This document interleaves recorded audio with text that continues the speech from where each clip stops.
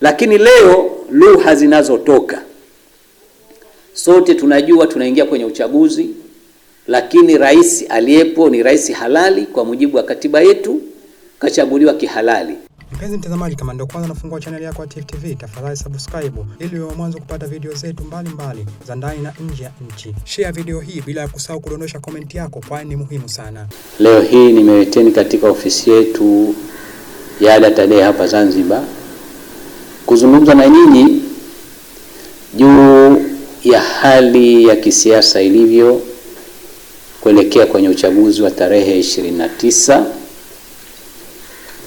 na kwa sababu chama chetu ni miongoni mwa vyama ambavyo kuwa vimepata fursa ya kupeperusha bendera ya kugombea nafasi hiyo ya urais wa Jamhuri ya Muungano wa Tanzania na rais wa Zanzibar.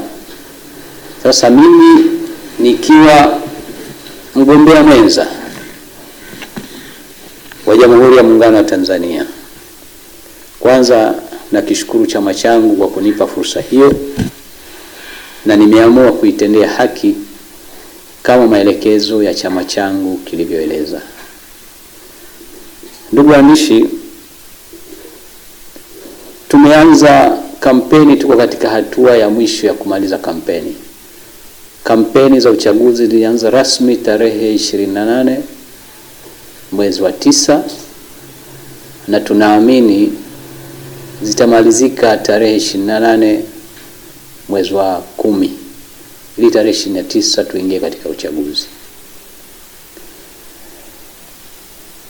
Awali ya yote pia namshukuru Mwenyezi Mungu kwa kutupa uwezo wa kuweza kukutana kwa ajili ya kuliwakilisha jambo hili ambalo paniko nalo la kuzungumza na nyinyi na waandishi wa habari juu ya hali hiyo.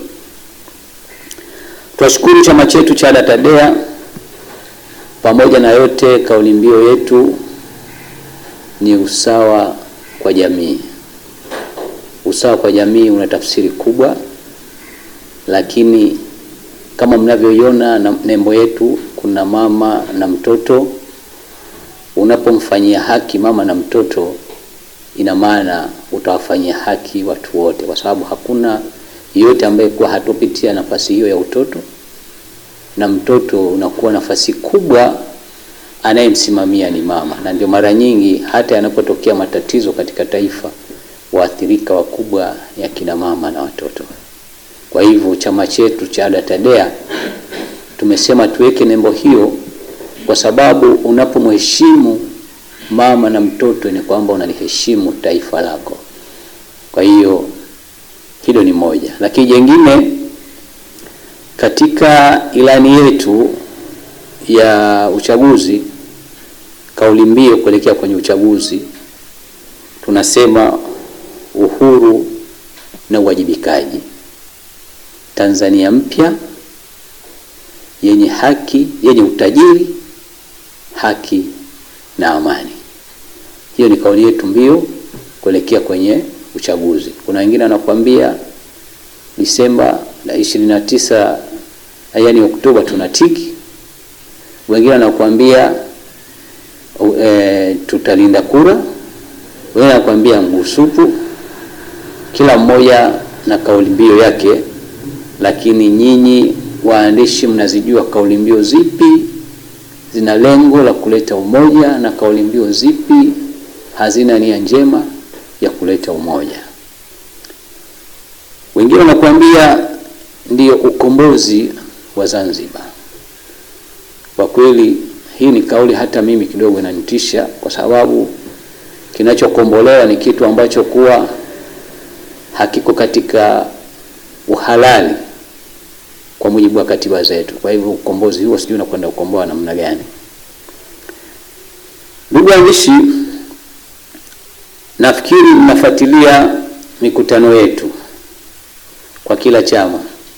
Mkutano wetu ADA TADEA kwa kweli, pamoja na kujinadi kwa ilani zetu, lakini katika mambo ambayo kwa ya msingi tunayosisitiza ni kuhakikisha kwamba tuko kwenye uchaguzi kila mmoja atajinadi kuomba kura kwa wananchi, lakini tunaingia kwenye uchaguzi. Swala la msingi kwanza ni kulinda hichi ambacho kwa tuko nacho, ili tuweze kupata chengine ambacho kwa kitakuwa kizuri zaidi kuliko hichi ambacho kwa tuko nacho. Tunaingia kwenye uchaguzi wa Tanzania tukiwa wamoja, wa Tanzania tukiwa na amani, wa Tanzania tukiwa na mshikamano. Kwa hiyo Watanzania wasifikirie kwamba jambo hili limejengwa kirahisi. Nakumbuka mara baada ya uhuru wa Tanganyika mwaka 61, vyama vya siasa vyote vilipigwa marufuku na ikawa chama cha tano peke yake ndio kinaongoza serikali. Kwa nini ilifanywa hivyo?